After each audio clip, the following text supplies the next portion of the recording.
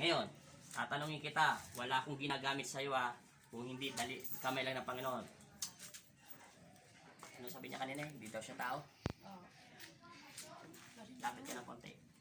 Mag-alala, may Celia. Bakit? Anong pangalan ng anak niyo? Samantha Joyce de la Bakit nandiyan ka sa tao kay Samantha? Anong kailangan mo? Hoy! Ikaw ba patay o maligno? Ano ba sabi niya kanina bago pinikit yung mata niya? Hindi siya tao, di ba? Hoy! Alam ko nakita na kita kanina. Ang gusto ko lang malaman, magmula sa bibig mo. Bakit ka na kay Samantha? Wala po. May gusto ka ba sa kanya? May gusto ka ba sa kanya?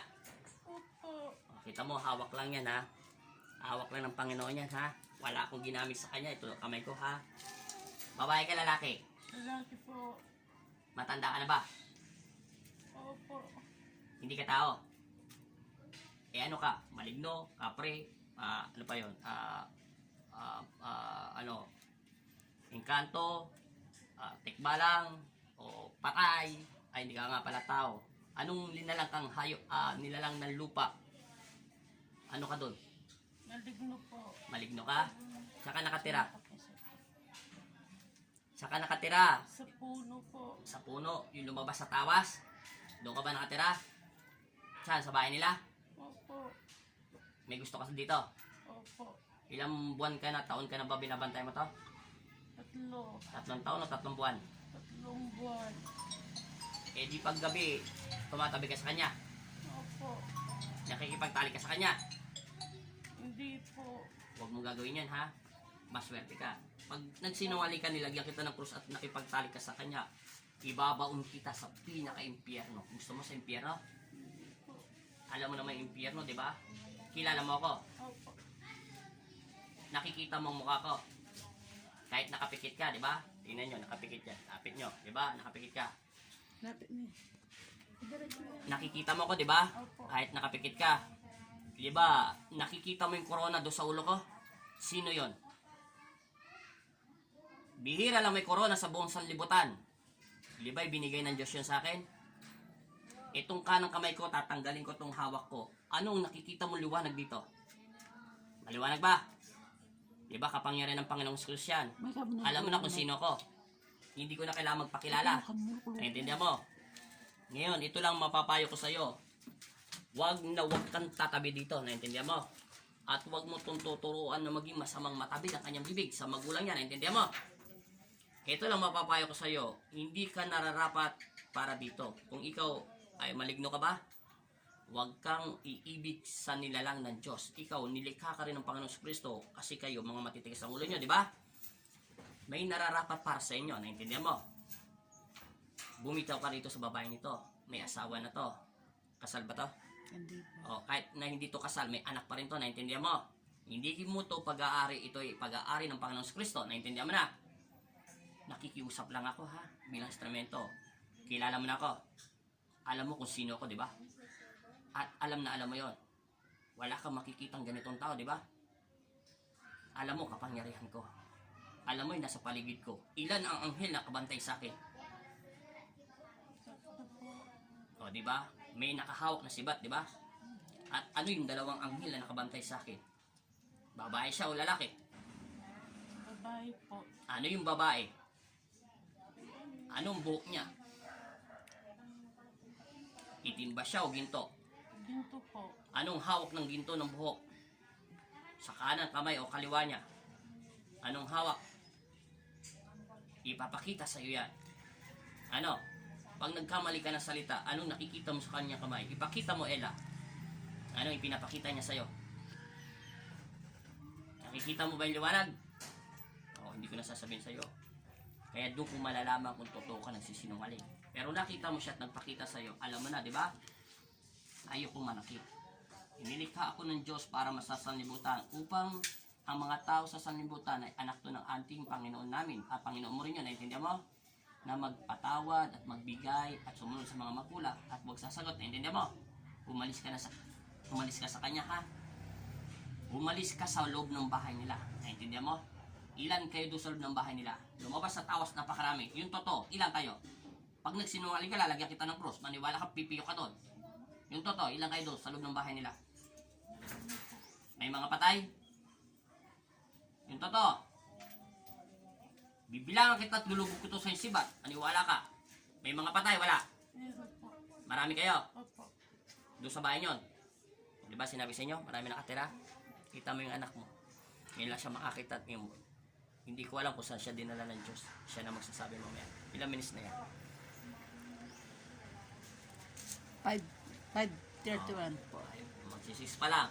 Ngayon, ulitin ko ha, bawal umibig ang maligno sa nilikha ng Panginoong Hesus. Naintindihan mo? Ito ay tao, pag-ari ng Diyos. Tanggalin mo daw ay ito'y tumitigas ang ulo. Palasagot. Tanggalin. Palamura po. Yung mga anak niya, utusan mo yung malignong mga tinawas to. Diba, dalawa anak niya? Alam ko, doon rin to nagmula. Apo niya. Apat po yung Apat. Yung apat daw anak niya. Utusan mo doon at sinasabi ko, ipapakilala ko sa iyo ang sarili ko muna. Naintindihan mo?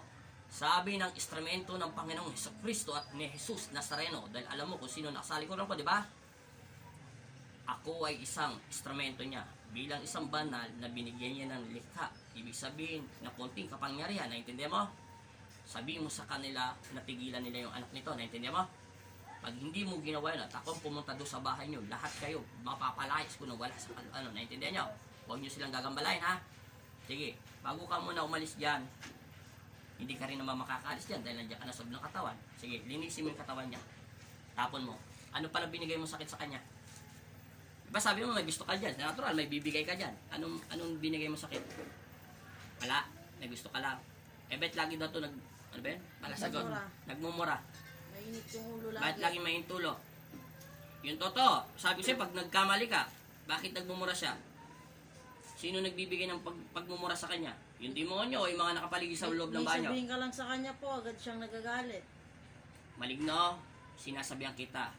Tanggalin mo lahat yung nilagay mo sa kanya. Ubusin mo. Ilan kayo sa loob ng katawan niya? Marami. Marami kayo sa loob ng katawan niya? Ilan kayo? 10, 100, 20, 3. Ganun kasi pag marami, 3, higit. Ilan kayo? Isa lang po. Ayaw kung magsinungaling ka, maniwala ka, lalagyan kita ng krus. Malalaman ko talaga kung ilan kayo sa loob ng katawan niya. Isa lang po. O, sige, tanggalin mo ha. Mabait ako, kilala mo na ako, di ba? Maniwala ka sa akin, isang salita ko lang, lulusubin ka na ni Rafael, maniwala ka sa akin. Pag inutusan ko nila sila sa isip ko, tutusukin yung puso mo. Ubusin mo lahat. Pati bibig, dibdib, bunganga, utak, linisin mo. Alam ko naman may nilagay ka dyan, kasi may gusto ka sa kanya. Bibigyan mo ba siya ng ginto? Kasi di ba pag nanliligaw yung mga maligno, nagbibigay ng ginto? Ayaw mo? Linisin mo na. Sige na.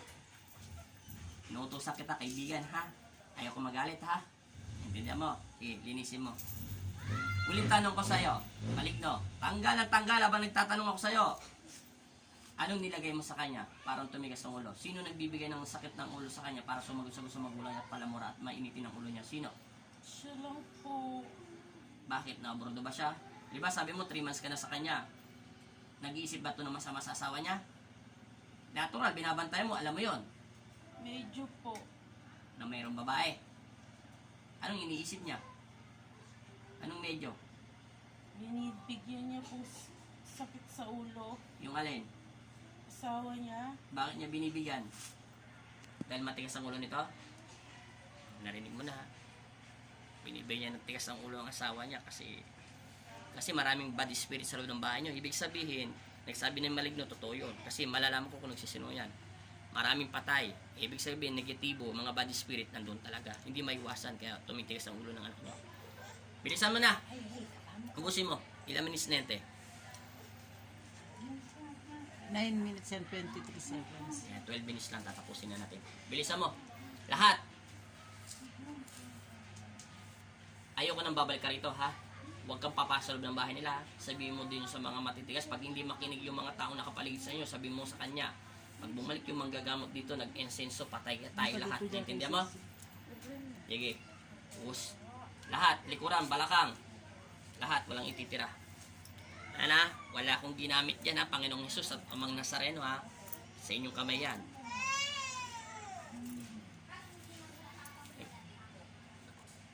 Wala na? Paalisin na kita ha. Pagbibigyan ka ng Diyos. Ganyan kabait ang aking Ama na Panginoon natin. Naintindihan mo? Pag nagsasabi ka ng totoo, hindi ka niya papaluin sa puwet. Naintindihan mo? Lahat tayo ay nilikha ng Diyos. Naintindihan mo? Ikaw, ako, kahit sinong taon sa paligid sa buong mundo. Magbigayan, magmahalan. Naintindihan mo? Pero ikaw, hindi ka pwede umibig ng tao ha. Kalahin mo ha. Ayaw na ayaw kung papasok ka sa loob ng bahay niya. Naintindihan mo? Doon ka lang sa labas. Ano pangalan ito? Samantha Joyce Serrano de los Kung Santos. patay na, tingnan mo, tatanong natin kung saan yun nagmula. Sa ngalan ng Ama, ng Anak at Espiritu Santo, Amen. Masamang Espiritu, umalis ka sa loob ng katawan ng taong ito, patahimikin mo to sa pangalan ni Jesus, Amen. Ama, Jesus, amang Nazareno, kami ang iyong mga anak, hindi niyo kami sa panganib at masamang Espiritu. Binigyan mo ko ng kapangyarihan, kaya kayo po muna sa aming buhay, Amen. Ama, Jesus, amang Nazareno, bigyan mo ko ng kapangyarihan na makapagpagaling na may karamdaman. Salamat po sa pinagkaloob mo sa akin, Amen. Sa ngalan ng Ama ng Espiritu Santo, gumising ka sa pangalan ni Jesus. Pangalan? Samantha Joyce. Samantha Joyce, gumising ka.